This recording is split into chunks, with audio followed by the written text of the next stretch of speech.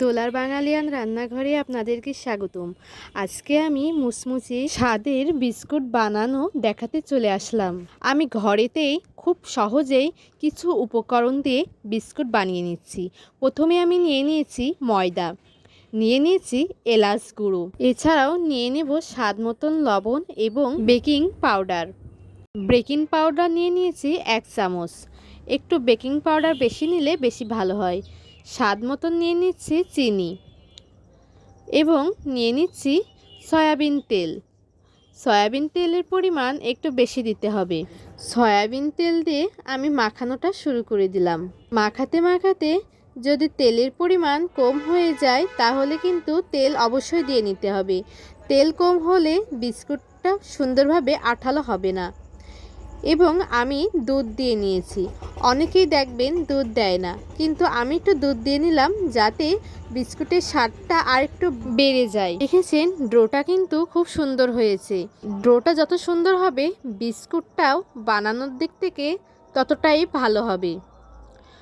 একদম পারফেক্ট হয়েছে। কিন্তু এখন এক এক করে বিস্কুটগুলো বানিয়ে নিচ্ছি। আমি মন মতন বিস্কুটগুলোর ডিজাইন নিয়ে নিচ্ছি। আর হ্যাঁ, আপনারা যদি আটা দিয়ে বানাতে চান তাহলে কিন্তু ময়দার বদলে আটাও দিতে পারেন। এখন আর বাইরের থেকে বিস্কুট একদমই কিনে খেতে হবে না। খুব সহজেই বাড়িতে বানিয়ে নেবেন বিস্কুটটি। বিস্কুটটি বানানোটা যদি ভালো লেগে থাকে তাহলে কিন্তু অবশ্যই আমাকে কমেন্ট বক্সে জানাবেন। এছাড়াও বাড়িতে কিন্তু অবশ্যই আপনারা করে দেখবেন। দেখুন কত সুন্দর হয়েছে। এই তো হয়ে গেছে কিন্তু বিস্কুট বানানো। এখন আমি এই বিস্কুটের উপর বাদাম দেব। বাদাম ছাড়া বিস্কুট একদমই অসম্পূর্ণ বলে মনে হয় আমার। বাদাম দিয়ে নিলাম ঠিকঠাকভাবে। যাদের বাদাম ভালো লাগে না তারা স্কিপ করতে পারেন। দেখুন কত সুন্দর হয়েছে। এখন এই বিস্কুট আমি ওভেনে দেব না, ওভেন বাদেই করে ফেলবো। কিভাবে করছি তাহলে দেখুন। এই তো তেল কিন্তু অবশ্যই পাত্রে দিতে হবে, না হলে কিন্তু পরে পুড়ে যাবে বা এঁটে যাবে, তখন আর বিস্কুট তোলা যাবে না। তেল দেওয়ার পরে নিয়ে নিয়েছি একটি কাগজ। কাগজের পরে এক এক করে বিস্কুটটি সাজিয়ে নিচ্ছি।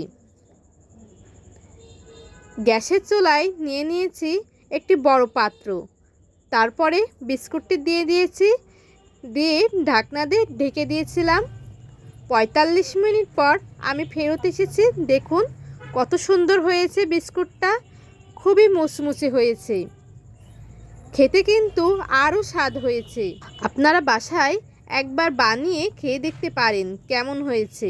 আমার ভিডিওটি যদি আপনাদের ভালো লেগে থাকে তাহলে কিন্তু অবশ্যই লাইক, কমেন্ট, শেয়ার করবেন। আজকের মতন টাটা।